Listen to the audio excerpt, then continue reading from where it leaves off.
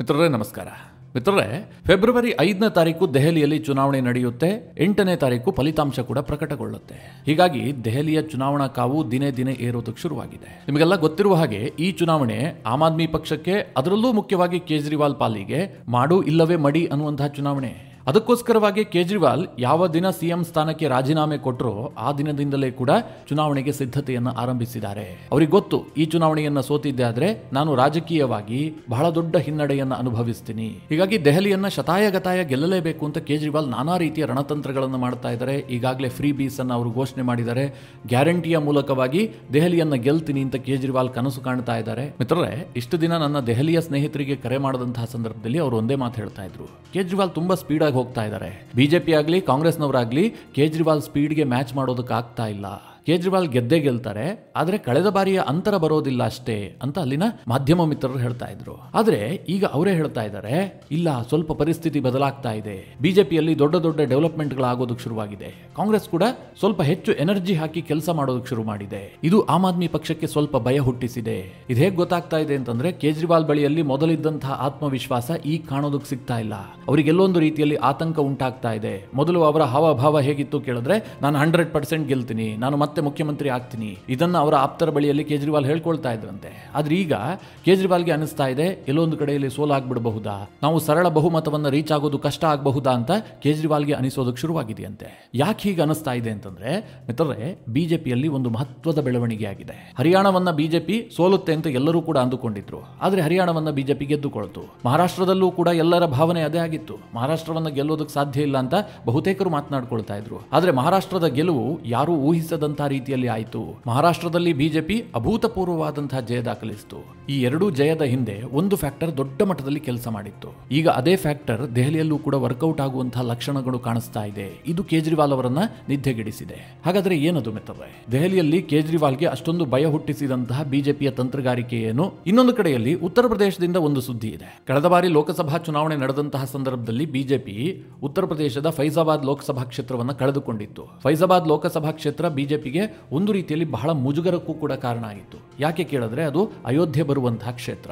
ಅಯೋಧ್ಯೆಯನ್ನೇ BJP ಸೋತ್ಬಿಡ್ತು, Rama ಮಂದಿರ ಕಟ್ಟಿದ್ರೇನಂತೆ, ಜನರಿಗೆ ಅದು ಇಷ್ಟ ಆಗಿಲ್ಲ ಅನ್ನುವ ರೀತಿಯಲ್ಲಿ ಒಂದು ನರೇಟಿವ್ ಬಿಲ್ಡ್ ಮಾಡುವಂತಹ ಕೆಲಸ ಆಗಿತ್ತು. ಈಗ ಫೈಜಾಬಾದ್ ಲೋಕಸಭಾ ಕ್ಷೇತ್ರವನ್ನ ಸಮಾಜವಾದಿ ಪಕ್ಷದ ನಾಯಕ ಅವಧೇಶ್ ಪ್ರಸಾದ್ ಪಾಸಿ ಗೆದ್ದುಕೊಂಡಿದ್ರಲ್ಲ, ಅವರು ಈ ಹಿಂದೆ ಶಾಸಕರಾಗಿದ್ದು ನಂತರ ರಾಜೀನಾಮೆ ಕೊಟ್ಟಿದ್ದರಿಂದಾಗಿ ತೆರವಾದಂತಹ ಮಿಲ್ಕಿಪುರ ಕ್ಷೇತ್ರಕ್ಕೆ ಈಗ ಬೈ ಎಲೆಕ್ಷನ್ ನಡೀತಾ ಇದೆ.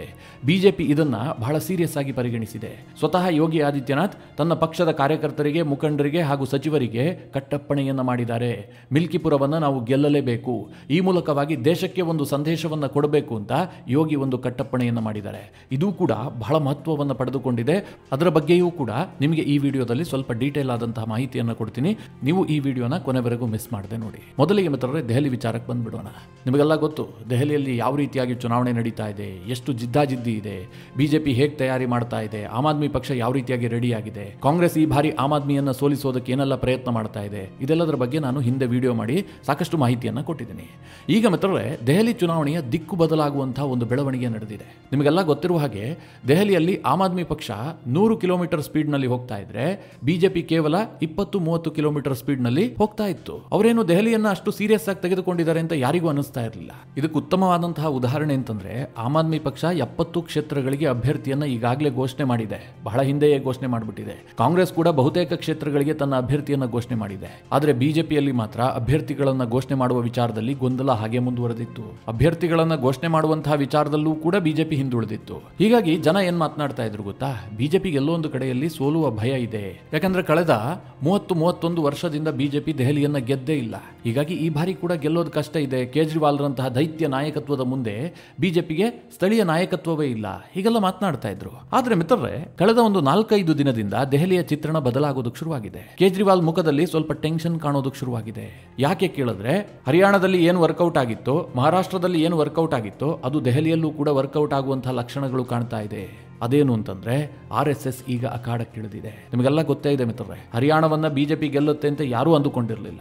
ಆದ್ರೆ ಅಂತಿಮ ಕ್ಷಣದಲ್ಲಿ ಕ್ಷೇತ್ರದ ಚಿತ್ರಣವನ್ನೇ ಬದಲು ಮಾಡಿದ್ದು RSS. ಅವರು ಫೀಲ್ಡ್ಗೆ ಇಳಿದು ಕೆಲಸ ಮಾಡಿದ್ರು. 30,000ಕ್ಕೂ ಹೆಚ್ಚು ಸ್ಥಳೀಯ ಸಭೆಗಳನ್ನ ನಡೆಸಿದ್ರು. ಕಾರ್ಯಕರ್ತರು ಹಗಲು ರಾತ್ರಿ ಶ್ರಮ ವಹಿಸಿದ್ರು. ಇದರ ಪರಿಣಾಮ ಏನಾಯ್ತು ಕೇಳಿದ್ರೆ, ದೊಡ್ಡ ಪ್ರಮಾಣದಲ್ಲಿ ವೋಟಿಂಗ್ ಟರ್ನ್ ಆಯ್ತು, ಬಿಜೆಪಿಗೆ ದೊಡ್ಡ ಲಾಭ ಆಯ್ತು. ಮಹಾರಾಷ್ಟ್ರದಲ್ಲೂ ಹಾಗೆ ಮಿತ್ರರೇ, ಲೋಕಸಭಾ ಚುನಾವಣೆಯಲ್ಲಿ RSS ಕಂಪ್ಲೀಟ್ ಆಗಿ ಬಿಜೆಪಿಯನ್ನ ಕೈ ಬಿಟ್ಬಿಟ್ಟಿತ್ತು. ಹೀಗಾಗಿ ಮಹಾರಾಷ್ಟ್ರದಲ್ಲಿ ಬಿಜೆಪಿ ಹೀನಾಯವಾಗಿ ಸೋಲನ್ನು ಕಾಣುವಂತಹ ಪರಿಸ್ಥಿತಿ ಲೋಕಸಭಾ ಚುನಾವಣೆ ವೇಳೆ ಬಂದಿತ್ತು. ಆದರೆ ವಿಧಾನಸಭಾ ಚುನಾವಣೆ ಬಂದಂತಹ ಸಂದರ್ಭದಲ್ಲಿ ಬಿಜೆಪಿಗೂ ಅರ್ಥ ಆಗಿತ್ತು RSS ಅನ್ನ ಬಿಟ್ಟು ಮಹಾರಾಷ್ಟ್ರವನ್ನ ಗೆಲ್ಲೋದಕ್ಕೆ ಸಾಧ್ಯವೇ ಇಲ್ಲ ಅಂತ. ಹೀಗಾಗಿ ಬಿಜೆಪಿ ನಾಯಕರು ದಂಡಿಯಾಗಿ RSS ಕಚೇರಿಯ ಬಾಗಿಲನ್ನ ಬಡಿದರು. RSS ನ ನಾಯಕರು ಕೂಡ ಮಹಾರಾಷ್ಟ್ರದ ಚುನಾವಣೆಯಲ್ಲಿ ಬಿಜೆಪಿಯ ಜೊತೆಗೆ ಕೈ ಜೋಡಿಸಿದ್ರು. ಸರಿಸುಮಾರು 60,000ಕ್ಕೂ ಹೆಚ್ಚು ಸಭೆಗಳನ್ನು ನಡೆಸಿದ್ರು. ಸ್ಥಳೀಯ ಮಟ್ಟದಲ್ಲಿ ನಡೆಸಿದಂತಹ ಈ ಸಭೆಗಳು ದೊಡ್ಡ ಮಟ್ಟದಲ್ಲಿ ಬಿಜೆಪಿಗೆ ಲಾಭ ಆಯಿತು. ಬಿಜೆಪಿ ಹಿಂದೆಂದೂ ಕಾಣದಂತಹ ರೀತಿಯಲ್ಲಿ ಮಹಾರಾಷ್ಟ್ರವನ್ನು ಗೆದ್ದುಕೊಳ್ತು. ಈ ಬಾರಿ ದೆಹಲಿಯಲ್ಲಿ RSS ಏನು ಅಷ್ಟು ಆಕ್ಟಿವ್ ಆಗಿರಲಿಲ್ಲ.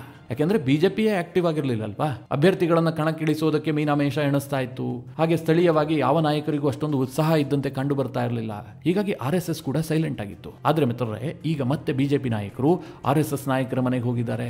ದೆಹಲಿಯನ್ನ ಗೆದ್ದುಕೊಳ್ಳೋದಕ್ಕೆ RSS ನ ಸಹಕಾರವನ್ನ ಬಿಜೆಪಿ ಕೇಳಿದೆ. ಈಗಾಗಲೇ ದೆಹಲಿಯಲ್ಲಿ ಬಿಜೆಪಿಯ ಸ್ಥಳೀಯ ನಾಯಕರು ಮತ್ತು RSS ನ ಮುಖಂಡರ ಜೊತೆಗೆ ಹಲವು ಮಹತ್ವದ ಮಾತುಕತೆಗಳು ನಡೆದಿದೆ. ಇಬ್ಬರ ಜೊತೆಗೂ ಕೂಡ ಸಮನ್ವಯತೆಯನ್ನು ಸಾಧಿಸುವಂತಹ ಕೆಲಸ ಆಗ್ತಾ ಇದೆ. ಜೊತೆಗೆ ಮಿತ್ರರೇ, RSS ನ ಕಾರ್ಯಕರ್ತರು ಈಗಾಗಲೇ ಫೀಲ್ಡ್ಗೆ ಇಳಿದಿದ್ದಾರೆ.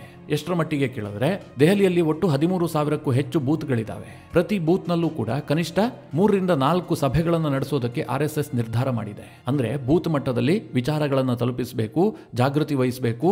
ಈ ಮೂಲಕವಾಗಿ ಬಿಜೆಪಿಗೆ ವೋಟ್ ಟರ್ನ್ ಆಗುವಂತೆ ನೋಡಿಕೊಳ್ಳಬೇಕು. ಇದು RSS ನ ಉದ್ದೇಶ. ಅಂದ್ರೆ ಇಡೀ ದೆಹಲಿಯಾದ್ಯಂತ ಕನಿಷ್ಠ 50,000ಕ್ಕೂ ಹೆಚ್ಚು ಸಣ್ಣ ಸಭೆಗಳನ್ನು ನಡೆಸೋದಕ್ಕೆ RSS ತೀರ್ಮಾನ ಮಾಡಿದೆ. ಅನೇಕ ಸಭೆಗಳು ಈಗಾಗಲೇ ನಡೆದಿದೆ. ಇದು ಬಿಜೆಪಿಗೆ ದೊಡ್ಡ ಮಟ್ಟದಲ್ಲಿ ಬೂಸ್ಟ್ ಕೊಡಬಹುದು ಅಂತ ಅಂದಾಜು ಮಾಡಲಾಗಿದೆ. ಜೊತೆಗೆ ಬಿಜೆಪಿಯ ಇನ್ನೊಂದು ತಂತ್ರಗಾರಿಕೆ ಏನು ಕೇಳಿದ್ರೆ, ದೆಹಲಿಯಲ್ಲಿ ಆಮ್ ಆದ್ಮಿ ಪಕ್ಷ ಗೆಲ್ಲೋದಕ್ಕೆ ಅಥವಾ ಕೇಜ್ರಿವಾಲ್ ಗೆಲ್ಲೋದಕ್ಕೆ ಮುಖ್ಯವಾಗಿ ಕಾರಣವಾಗ್ತಿರುವಂತಹದ್ದೇ ಸ್ಲಮ್ ವೋಟರ್ಸ್. ಈ ಸ್ಲಮ್ ನಲ್ಲಿ ಆಮ್ ಆದ್ಮಿ ಪಕ್ಷಕ್ಕೆ ದಂಡಿಯಾಗಿ ವೋಟ್ ಬರ್ತಾ ಇದೆ. ಕಳೆದ 2 ಚುನಾವಣೆಯಲ್ಲಿ ಹೀಗೆ ಆಗಿದೆ. ಈ ಹಿಂದೆ ಇದು ಕಾಂಗ್ರೆಸ್ಗೆ ಹೋಗ್ತಾ ಇತ್ತು. ಸದ್ಯ ಕಾಂಗ್ರೆಸ್ ಕೊಲಾಪ್ಸ್ ಆದ ಕಾರಣದಿಂದಾಗಿ ಈ ಸ್ಲಮ್ ನಿವಾಸಿಗಳೇನಿದ್ದಾರೆ ಇವರೆಲ್ಲರೂ ಕೂಡ ಆಮ್ ಆದ್ಮಿ ಪಕ್ಷಕ್ಕೆ ವೋಟ್ ಹಾಕ್ತಾ ಇದ್ದಾರೆ.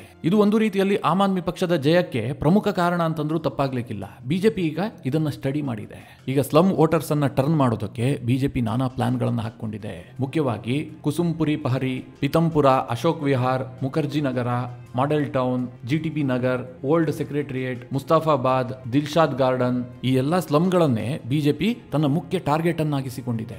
ಇಲ್ಲೇ ಹೆಚ್ಚು ಕೆಲಸ ಮಾಡ್ತಾ ಇದೆ. ಇದಕ್ಕೆ ಉತ್ತಮವಾದ ಉದಾಹರಣೆ ಏನು ಕೇಳಿದ್ರೆ, ಜುಗ್ಗಿ ಬಸ್ತಿಯಲ್ಲಿ ಅಮಿತ್ ಶಾ ಒಂದು ದೊಡ್ಡ ಕಾರ್ಯಕ್ರಮವನ್ನು ಮಾಡಿದ್ರು. ಸ್ಲಮ್ ವೋಟರ್ಸ್ ಈ ಬಾರಿ ಕಂಪ್ಲೀಟ್ ಆಗಿ ಬಿಜೆಪಿಗೆ ಮತ ನೀಡಿದ್ದೆ ಆದ್ರೆ ಅವರನ್ನ ಉದ್ಧಾರ ಮಾಡ್ತೀವಿ, ದೆಹಲಿಯನ್ನ ಸ್ಲಮ್ ಮುಕ್ತ ಮಾಡ್ಬಿಡ್ತೀವಿ, ಸ್ಲಮ್ ನಿವಾಸಿಗಳಿಗೆ ಉತ್ತಮವಾದ ಜೀವನವನ್ನ ಕಲ್ಪಿಸ್ತೀವಿ ಅಂತ ಅಮಿತ್ ಶಾ ಘೋಷಣೆ ಮಾಡಿದ್ರು. ಇದು ಯಾವ ಮಟ್ಟಿಗೆ ಅರವಿಂದ್ ಕೇಜ್ರಿವಾಲ್ ರನ್ನ ವಿಚಲಿತಗೊಳಿಸಿದೆ ಅಂತಂದ್ರೆ, ಕೇಜ್ರಿವಾಲ್ ಇದಕ್ಕೊಂದು ಸ್ಟೇಟ್ಮೆಂಟ್ ಕೊಟ್ಟಿದ್ದಾರೆ. ಒಂದು ವೇಳೆ ಸ್ಲಮ್ ನಿವಾಸಿಗಳೇನಾದ್ರೂ ಬಿಜೆಪಿಗೆ ವೋಟ್ ಹಾಕಿದ್ದೆ ಆದ್ರೆ ಅದು ಅವರೇ ಆತ್ಮಹತ್ಯೆ ಮಾಡಿಕೊಂಡಂತೆ. ಅಂದ್ರೆ ಸ್ಲಮ್ ನಿವಾಸಿಗಳಿಗೆ ಆತ್ಮಹತ್ಯೆ ಮಾಡಿಕೊಳ್ಳೋದಕ್ಕೆ ಸಮ ಬಿಜೆಪಿಗೆ ವೋಟ್ ಹಾಕೋದು ಅನ್ನುವ ರೀತಿಯಲ್ಲಿ ಕೇಜ್ರಿವಾಲ್ ಮಾತನಾಡಿದ್ದಾರೆ. ಇದು ದೊಡ್ಡ ಮಟ್ಟದಲ್ಲಿ ಚರ್ಚೆ ಕೂಡ ಆಗಿತ್ತು. ಅಂದ್ರೆ ಬಿಜೆಪಿ ಆಮ್ ಆದ್ಮಿ ಗೆಲ್ಲದಂತೆ ಮಾಡೋದಕ್ಕೆ ಏನೆಲ್ಲ ಬೇಕೋ, ಯಾವ ವೋಟರ್ಸ್ ಅನ್ನ ರೀಚ್ ಮಾಡಬೇಕೋ ಆ ಎಲ್ಲ ಕೆಲಸವನ್ನ ಮಾಡ್ತಾ ಇದೆ. ಇದರ ಜೊತೆಗೆ RSS ಕೈ ಜೋಡಿಸಿರುವಂತಹದ್ದು ಬಿಜೆಪಿಗೆ ಆನೆ ಬಲವನ್ನು ತರಿಸಿದೆ. ಮಿತ್ರರೇ, ಇತ್ತೀಚಿನ 2-3 ಚುನಾವಣೆಗಳನ್ನು ಗಮನಿಸಿದ್ರೆ ಬಿಜೆಪಿ ಮತ್ತು RSS ನ ಜುಗಲ್ಬಂದಿ ಏನಿದೆಯಲ್ಲ, ಇದು ಮತ್ತೆ ಲಯಕ್ಕೆ ಮರಳಿದಂತೆ ಕಾಣ್ತಾ ಇದೆ. ಲೋಕಸಭಾ ಚುನಾವಣೆಯಲ್ಲಿ ಇದು ಲಯ ತಪ್ಪಿತ್ತು, ಎಲ್ಲರಿಗೂ ಗೊತ್ತಿರುವಂತಹ ವಿಚಾರ. ನಾನು ಅದನ್ನೇನು ವಿವರಿಸಿ ಹೇಳಬೇಕಾಗೇ ಇಲ್ಲ. ಆದ್ರೆ ಈಗ RSSಗೂ ಅನಿಸ್ತಾ ಇದೆ, ನಾವೇನಾದ್ರೂ ಈಗ ಬಿಜೆಪಿಯ ಕೆಲ ನಾಯಕರ ವಿಚಾರವಾಗಿ ಬೇಸರಗೊಂಡಿದ್ದೆ ಆದ್ರೆ ಅದು ನಮಗೀಗ ಒಂದು ಮೊಮೆಂಟಮ್ ಸಿಕ್ಕಿದೆಯಲ್ಲ, ಇಡೀ ದೇಶದಲ್ಲಿ ಒಂದು ಗೆಲುವಿನ ವಾತಾವರಣ ಇದೆಯಲ್ಲ, ಅದು ಹೋಗ್ಬಿಡುತ್ತೆ. ಒಮ್ಮೆ ಇದು ಲಯ ತಪ್ಪಿದ್ದೆ ಆದ್ರೆ ಮತ್ತೆ ನಾವು ಆ ಟ್ರ್ಯಾಕ್ಗೆ ಮರಳುವಂತಹದ್ದು ಬಹಳ ಕಷ್ಟ ಇದೆ. ಹೀಗಾಗಿ ಭಿನ್ನಾಭಿಪ್ರಾಯಗಳು ಏನೇ ಇರಬಹುದು, ಅದನ್ನ ನಾವು ಕೂತು ಚರ್ಚೆ ಮಾಡಿಕೊಳ್ಬೇಕು. ಬಿಜೆಪಿಯವರ ಜೊತೆಗೆ ಮಾತುಕತೆ ಮೂಲಕ ಬಗೆಹರಿಸಿಕೊಳ್ಳಬೇಕು. ಈ ಗೆಲುವಿನ ಟ್ರ್ಯಾಕ್ ಅನ್ನ ತಪ್ಪಬಾರದು ಅಂತ RSSಗೂ ಕೂಡ ಅರ್ಥ ಆಗಿದೆ. ಹೀಗಾಗಿ ಅವರು ಕೂಡ ಚುನಾವಣೆ ಸಂದರ್ಭದಲ್ಲಿ ಎಲ್ಲಾ ಭಿನ್ನಾಭಿಪ್ರಾಯವನ್ನ ಮರೆತು ಕೆಲಸ ಮಾಡೋದಕ್ಕೆ ಶುರು ಮಾಡಿದ್ದಾರೆ. ಇದರ ರಿಸಲ್ಟ್ ಹರಿಯಾಣದಲ್ಲೂ ಸಿಕ್ಕಿದೆ, ಮಹಾರಾಷ್ಟ್ರದಲ್ಲೂ ಕೂಡ ಸಿಕ್ಕಿದೆ. ಈಗ ದೆಹಲಿಯಲ್ಲೂ ಕೂಡ ಬಿಜೆಪಿಯನ್ನ ಗೆಲುವಿನ ದಡ ಸೇರಿಸೋದಕ್ಕೆ RSS ಒಂದಷ್ಟು ಪ್ರಯತ್ನವನ್ನ ಆರಂಭಿಸಿದೆ. ಮಿತ್ರರೇ, ಇದಿಷ್ಟು ದೆಹಲಿಯ ಚುನಾವಣೆ ವಿಚಾರವಾದ್ರೆ, ಇನ್ನೊಂದು ಕಡೆ ಉತ್ತರ ಪ್ರದೇಶದಲ್ಲಿ ಒಂದು ಹೈ ವೋಲ್ಟೇಜ್ ಚುನಾವಣೆ ನಡೀತಾ ಇದೆ. ಅದು ಯಾವುದು ಕೇಳಿದ್ರೆ ಮಿಲ್ಕಿಪುರ ವಿಧಾನಸಭಾ ಕ್ಷೇತ್ರದ ಬೈ ಎಲೆಕ್ಷನ್. ನಿಮಗೆಲ್ಲ ಗೊತ್ತು, 2024ರ ಲೋಕಸಭಾ ಚುನಾವಣೆಯಲ್ಲಿ ಈ ದೇಶದಲ್ಲಿ 543 ಲೋಕಸಭಾ ಕ್ಷೇತ್ರಗಳಿದ್ರೂ ಕೂಡ ಅತಿ ಹೆಚ್ಚು ಚರ್ಚೆಯಾಗಿದ್ದು ಫೈಜಾಬಾದ್ ಲೋಕಸಭಾ ಕ್ಷೇತ್ರ. ಯಾಕೆ ಅಂತಂದ್ರೆ ಉತ್ತರ ಪ್ರದೇಶದ ಫೈಜಾಬಾದ್ ಫೈಜಾಬಾದ್ ಲೋಕಸಭಾ ಕ್ಷೇತ್ರದ ವ್ಯಾಪ್ತಿಯಲ್ಲೇ ಅಯೋಧ್ಯೆ ಕೂಡ ಬರುತ್ತೆ. ಈ ಅಯೋಧ್ಯೆಯಲ್ಲಿ ರಾಮಮಂದಿರವನ್ನು ಬಿಜೆಪಿ ನಿರ್ಮಾಣ ಮಾಡಿತ್ತು. ಇಡೀ ದೇಶದಲ್ಲಿ ರಾಮಜಪವನ್ನು ಮಾಡಿಕೊಂಡೇ ಚುನಾವಣೆಯನ್ನು ಕೂಡ ಎದುರಿಸಿತ್ತು. ಆದರೆ ಯಾವ ಪರಿಸ್ಥಿತಿ ಎದುರಾಯಿತು ಅಂತಂದ್ರೆ ಫೈಜಾಬಾದ್ ಲೋಕಸಭಾ ಕ್ಷೇತ್ರದಲ್ಲೇ ಬಿಜೆಪಿ ಹೀನಾಯವಾಗಿ ಸೋತೋಗ್ಬಿಡ್ತು. ವಿಪಕ್ಷಗಳಿಗೆ ಇದು ದೊಡ್ಡ ಅಸ್ತ್ರ ಆಯಿತು. ಯಾವ ಮಟ್ಟಿಗೆ ಕೇಳಿದ್ರೆ ಈ ಅಖಿಲೇಶ್ ಯಾದವ್ ತನ್ನ ಪಕ್ಕಕ್ಕೆ ಈ ಫೈಜಾಬಾದ್ ಲೋಕಸಭಾ ಕ್ಷೇತ್ರವನ್ನು ಗೆದ್ದುಕೊಂಡಿರುವಂತಹ ಅವಧೇಶ್ ಪ್ರಸಾದ್ ಪಾಸಿಯನ್ನ ಜೊತೆಯಲ್ಲೇ ಕರ್ಕೊಂಡು ಓಡಾಡೋದಕ್ಕೆ ಶುರು ಮಾಡಿದ್ರು. ಲೋಕಸಭೆಯಲ್ಲೂ ಕೂಡ ತನ್ನ ಪಕ್ಕದಲ್ಲೇ ಕೂರಿಸಿಕೊಳ್ಳುವಂತಹದ್ದು, ಈತನೇ ಅಯೋಧ್ಯೆಯ ಮಹಾರಾಜ ಅಂತ ಘೋಷಿಸುವಂತಹದ್ದು, ಹೀಗೆ ಬಿಜೆಪಿಯವರಿಗೆ ಫೈಜಾಬಾದ್ನಲ್ಲಿ ಆದಂತಹ ಅವಮಾನವನ್ನ ಪದೇ ಪದೇ ನೆನಪಿಸುವಂತಹ ಕೆಲಸವನ್ನ ಇದೇ ಅಖಿಲೇಶ್ ಯಾದವ್ ಮಾಡ್ತಾ ಇದ್ರು. ಈಗ ಮಿತ್ರರೇ, ಆ ಅವಧೇಶ್ ಪ್ರಸಾದ್ ಈ ಹಿಂದೆ ಗೆದ್ದಂತಹ ಮಿಲ್ಕಿಪುರ ವಿಧಾನಸಭಾ ಕ್ಷೇತ್ರ ಏನಿದೆ ಅಲ್ಲಿಗೆ ಬೈ ಎಲೆಕ್ಷನ್ ನಡೀತಾ ಇದೆ. ಯಾಕೆಂತಂದ್ರೆ ಇವರು ಲೋಕಸಭೆಗೆ ಆಯ್ಕೆಯಾದ ಕಾರಣದಿಂದಾಗಿ ಅವರು ರಾಜೀನಾಮೆಯನ್ನು ಕೊಟ್ಟಿದ್ರು. ಈ ಕಾರಣದಿಂದಾಗಿ ಅಲ್ಲಿ ಬೈ ಎಲೆಕ್ಷನ್ ಘೋಷಣೆ ಆಗಿದೆ. ಈಗ ಆ ಮಿಲ್ಕಿಪುರ ಏನು ಸಮಾಜವಾದಿ ಪಕ್ಷದ ಭದ್ರಕೋಟೆ ಆಗಿತ್ತಲ್ಲ, ಅದನ್ನ ಭೇದಿಸಬೇಕು, ನಾವು ಶತಾಯ ಗತಾಯ ಗೆದ್ದು ಫೈಜಾಬಾದ್ನ ಸೋಲಿನ ಸೇಡನ್ನು ತೀರಿಸಿಕೊಳ್ಬೇಕು ಅಂತ ಸ್ವತಃ ಯೋಗಿ ಆದಿತ್ಯನಾಥ್ ಬಯಸಿದ್ದಾರೆ. ಇದಕ್ಕೋಸ್ಕರವಾಗಿ ಮಿಲ್ಕಿಪುರ ಕ್ಷೇತ್ರದ ಬೈ ಎಲೆಕ್ಷನ್ನ ವಿಚಾರವಾಗಿ ಯೋಗಿ ಸಾಕಷ್ಟು ಪ್ಲಾನಿಂಗ್ ಮಾಡ್ತಾ ಇದ್ದಾರೆ. ತನ್ನ ಇಡೀ ಕ್ಯಾಬಿನೆಟ್ಗೆ ಈಗಾಗಲೇ ಸೂಚನೆಯನ್ನು ಕೊಟ್ಟಿದ್ದಾರೆ. ಶತಾಯ ಗತಾಯ ನಾವು ಆ ಕ್ಷೇತ್ರವನ್ನು ಗೆಲ್ಲಬೇಕು ಅಂತ. ಬಿಜೆಪಿಯಲ್ಲಿ ಚಂದ್ರಬಾನ್ ಪಾಸ್ವಾನ್ಗೆ ಟಿಕೆಟ್ ಅನ್ನು ಕೊಟ್ಟಿದೆ. ಈ ಚಂದ್ರಬಾನ್ ಪಾಸ್ವಾನ್ ಪಾಸಿ ಸಮುದಾಯಕ್ಕೆ ಸೇರಿದಂತಹ ನಾಯಕ. ಇನ್ನೊಂದು ಕಡೆಯಲ್ಲಿ ಸಮಾಜವಾದಿ ಪಕ್ಷ ಕೂಡ ಅಷ್ಟೇ ಪ್ರತಿಷ್ಠೆಯಾಗಿ ಈ ಚುನಾವಣೆಯನ್ನು ಸ್ವೀಕರಿಸಿದೆ. ಅಲ್ಲಿ ಅಜಿತ್ ಪ್ರಸಾದ್ಗೆ ಟಿಕೆಟ್ ಅನ್ನು ಕೊಟ್ಟಿದೆ. ಈ ಅಜಿತ್ ಪ್ರಸಾದ್ ಯಾರು ಕೇಳಿದ್ರೆ ಅವಧೇಶ್ ಪ್ರಸಾದ್ ಅವರ ಮಗ. ಫೈಜಾಬಾದ್ನ ಸಂಸದ ಈಗ ತನ್ನ ಮಗನನ್ನೇ ನಿಲ್ಲಿಸಿಕೊಂಡು ಗೆಲ್ಲಿಸೋದಕ್ಕೆ ಸಾಕಷ್ಟು ಶ್ರಮ ಹಾಕ್ತಾ ಇದ್ರೆ, ಇನ್ನೊಂದು ಕಡೆಯಲ್ಲಿ ಪಾಸಿ ಸಮುದಾಯದ ವೋಟ್ಗಳನ್ನು ಒಡೆಯೋದಕ್ಕೋಸ್ಕರವಾಗಿ ಚಂದ್ರಬಾನ್ ಪಾಸ್ವಾನ್ಗೆ ಟಿಕೆಟ್ ಕೊಟ್ಟು ಪಾಸಿ ವರ್ಸಸ್ ಪಾಸಿ ಅನ್ನುವ ರೀತಿಯಲ್ಲಿ ಬಿಜೆಪಿ ತಂತ್ರಗಾರಿಕೆಯನ್ನು ಮಾಡಿದೆ. 2022ರಲ್ಲಿ ಇಲ್ಲೇನಾಗಿತ್ತು ಕೇಳಿದ್ರೆ ಅವಧೇಶ್ ಪ್ರಸಾದ್ ಪಾಸಿ ಬಿಜೆಪಿಯ ಅಭ್ಯರ್ಥಿಯ ವಿರುದ್ಧವಾಗಿ 13,000 ಮತಗಳ ಅಂತರದಿಂದ ಗೆಲುವು ದಾಖಲಿಸಿದ್ರು. ಒಂದು ದೊಡ್ಡ ಪ್ರಮಾಣದ ಗೆಲುವೆ. ಈ ಫೈಜಾಬಾದ್ ಲೋಕಸಭಾ ಕ್ಷೇತ್ರದ ವ್ಯಾಪ್ತಿಯಲ್ಲಿ 5 ವಿಧಾನಸಭಾ ಕ್ಷೇತ್ರಗಳು ಬರುತ್ತೆ. 5ರಲ್ಲಿ ಬಿಜೆಪಿ 4 ಗೆದ್ದುಕೊಂಡಿತ್ತು. ಈ ಮಿಲ್ಕಿಪುರವನ್ನು ಮಾತ್ರ ಸಮಾಜವಾದಿ ಪಕ್ಷ ಗೆದ್ದಿತ್ತು. ಕಾರಣ ಏನು ಕೇಳಿದ್ರೆ ಇದು ಪಾಸಿ ಸಮುದಾಯದವರು ಹೆಚ್ಚಿನ ಸಂಖ್ಯೆಯಲ್ಲಿರುವಂತಹ ಕ್ಷೇತ್ರ. ಅವಧೇಶ್ ಪ್ರಸಾದ್ ಪಾಸಿ ಸಮುದಾಯಕ್ಕೆ ಸೇರಿದವರಾಗಿದ್ದರಿಂದಾಗಿ ಆ ಕ್ಷೇತ್ರವನ್ನ ತನ್ನ ಕೈನಲ್ಲಿ ಹಲವು ವರ್ಷಗಳಿಂದ ಇಟ್ಟುಕೊಂಡಿದ್ರು. ಆದ್ರೆ ಈಗ ಮಾತ್ರ ಯೋಗಿ ಸರ್ಕಾರ ಅದನ್ನ ಭೇದಿಸಬೇಕು, ಶತಾಯಗತಾಯ ಮಿಲ್ಕಿಪುರವನ್ನು ಗೆದ್ದುಕೊಳ್ಳಬೇಕು ಅಂತ ದೊಡ್ಡ ಮಟ್ಟದಲ್ಲಿ ಹೋರಾಟ ಮಾಡ್ತಾ ಇದ್ದಾರೆ. ಒಂದು ವೇಳೆ ಮಿಲ್ಕಿಪುರವನ್ನು ಬಿಜೆಪಿ ಗೆದ್ದುಕೊಂಡಿದ್ದೇ ಆದ್ರೆ ಸಮಾಜವಾದಿ ಪಕ್ಷಕ್ಕೆ ದೊಡ್ಡ ಮುಖಭಂಗ ಆಗುತ್ತೆ. ಜೊತೆಗೆ ಫೈಜಾಬಾದ್ ಸೋಲಿನ ಸೇಡನ್ನು ಕೂಡ ತೀರಿಸಿಕೊಂಡಂತಾಗುತ್ತೆ. ಮಿತ್ರರೇ, ಈ ಎಲ್ಲ ಡೆವಲಪ್ಮೆಂಟ್ಗಳ ಕುರಿತಾಗಿ ನೀವೇನು ಹೇಳ್ತೀರಿ? ನಿಮ್ಮ ಅನಿಸಿಕೆ ಅಭಿಪ್ರಾಯವನ್ನು ಕಮೆಂಟ್ ಮಾಡುವ ಮೂಲಕ ನಮಗೆ ತಿಳಿಸಿ. ಹಾಗೆ ನಿಮಗೆ ಈ ವಿಡಿಯೋ ಇಷ್ಟವಾದರೆ ಲೈಕ್ ಮಾಡಿ. ಜೊತೆಗೆ ನೀವಿನ್ನೂ ನಿಮ್ಮ ನೆಚ್ಚಿನ ಸಂಸ್ಕಾರ ಸೌರಭ ಯೂಟ್ಯೂಬ್ ಚಾನಲ್ನ ಸಬ್ಸ್ಕ್ರೈಬ್ ಮಾಡಿಲ್ಲ ಅಂತಾದರೆ ಈ ಕೂಡಲೇ ಸಬ್ಸ್ಕ್ರೈಬ್ ಮಾಡಿ. ಮುಂದಿನ ಎಲ್ಲ ಅಪ್ಡೇಟ್ಗಳ ನೋಟಿಫಿಕೇಷನ್ಗಾಗಿ ಬೆಲ್ ಐಕಾನ್ ಒತ್ತಿ.